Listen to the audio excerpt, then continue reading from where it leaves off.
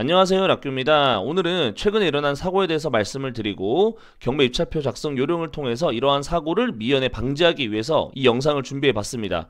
먼저 이 사건을 보시면요, 감정가 8억이고요 최저가가 6억 4천에 시작을 하는 그런 경매 물건인데 얼마에 낙찰됐나 보시면요 6,700억에 낙찰이 됐습니다. 아마도 정상 금액이었으면 6억 7천에 입찰을 하려고 했을 거예요. 자리에 대한 실수가 일어나면서 6,700억에 입찰을 하는 이러한 사고가 발생을 했습니다.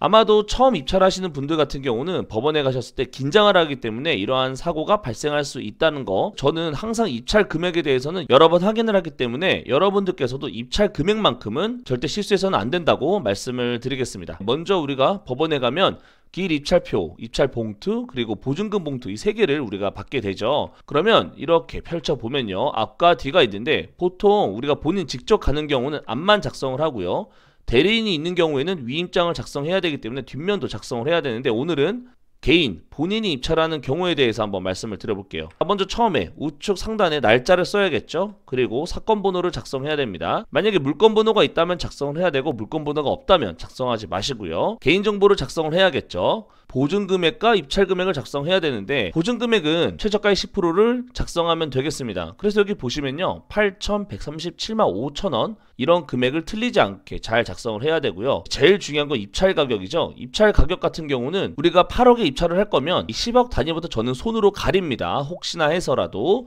그렇기 때문에 저는 앞자리부터 씁니다. 8억 1,575만원 이렇게 작성을 하게 되는데, 저는 억 단위부터 쓰게 됩니다.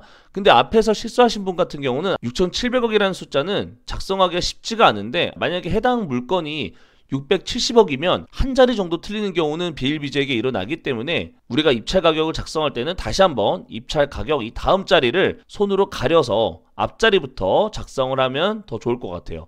그리고 작성을 다 하고 나서라도 한 2번 정도 더 체크를 하시면 될 것 같습니다. 만약에 이 숫자가 틀렸다 그러면 다시 이 기일 입찰표를 가지고 와서 다시 작성하시면 되고요. 줄을 찍찍 긋고 다시 쓴다? 이러면 무효가 될 수 있습니다. 만약에 기일 입찰표를 틀리지 않고 잘못 썼다 그러면은 입찰 보증금을 포기해야 되는 사고가 일어날 수 있습니다. 우리가 공을 하나 더 써서 81억을 썼다고 한다면요, 우리는 8,100만원을 포기를 해야 되기 때문에 반드시 입찰 가격만큼은 실수하지 않도록 해야 됩니다. 현금 자격수표에 체크를 하시고요, 입찰자의 이름을 쓰고 도장을 찍습니다. 그러면 우리가 다시 한번 입찰 가격이 잘 썼는지 한번 확인을 해보고요, 다음으로 넘어갑니다. 입찰 보증금 봉투가 있죠. 먼저 여기에 보증금을 넣어야겠죠. 여기에서 사건 번호를 작성을 하고요, 보증금은 이전에 최저가의 10%를 수표로 준비하거나 현금으로 준비하셔도 됩니다.